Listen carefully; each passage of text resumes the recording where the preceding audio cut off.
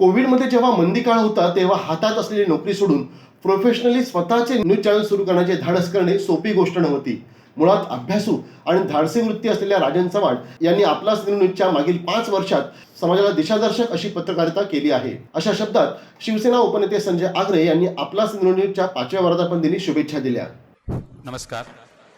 आपला सिंधुदुर्ग चॅनलच्या 5व्या वर्धापन दिनाला आम्हाला बोलवलं त्याबद्दल संस्थापक राजन चव्हाण आणि सर्व टीमचे मी आभार मानतो. तसंच राजन हा आमच्या गावचा म्हणजे घोणसरीचा आहे आणि ज्यावेळी त्यांनी सुरुवात केली त्यावेळी तो मला वाटतं सिंधुदुर्ग लाईव्हला कुठच्या तरी होते त्यावेळी माझ्याकडे पहिल्यांदा भेटायला आले.